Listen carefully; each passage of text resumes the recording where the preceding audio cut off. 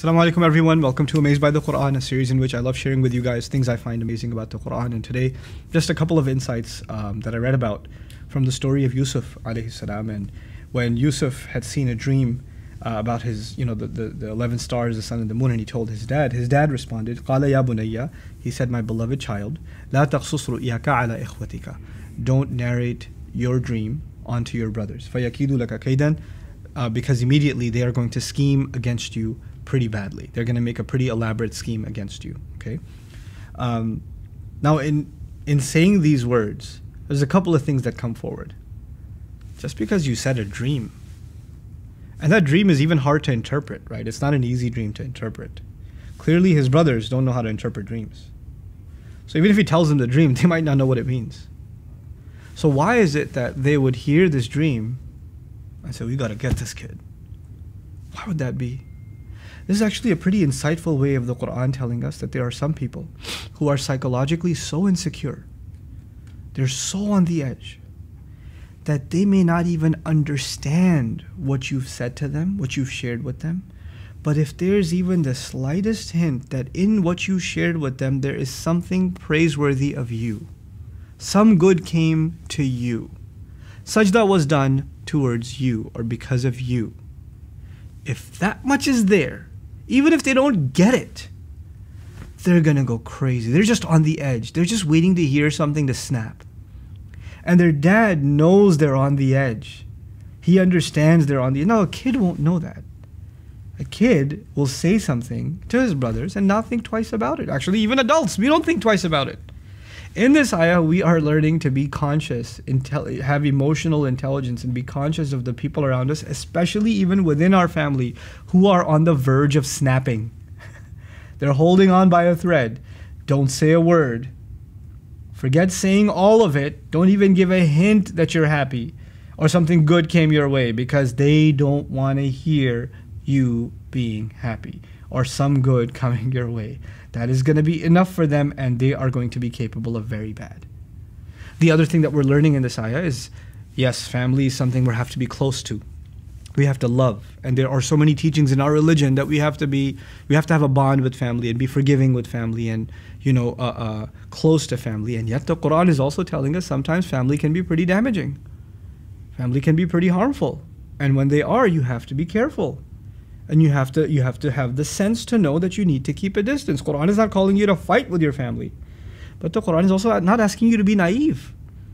It's not idealistic. Just be good to your brother, no matter what they do to you. No. Don't tell him stuff.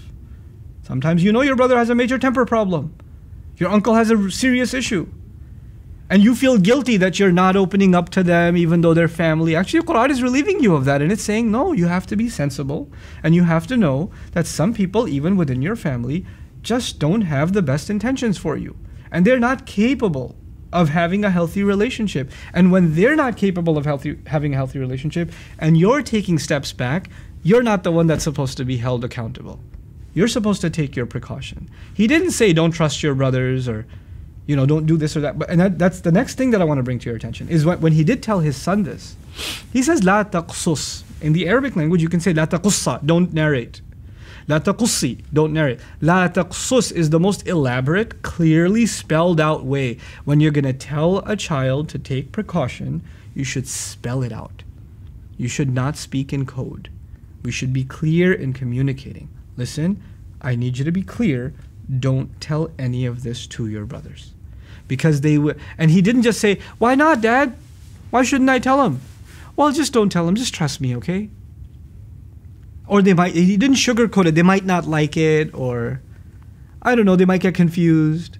He didn't sugarcoat it. He was actually clear in communicating they will make a scheme against you.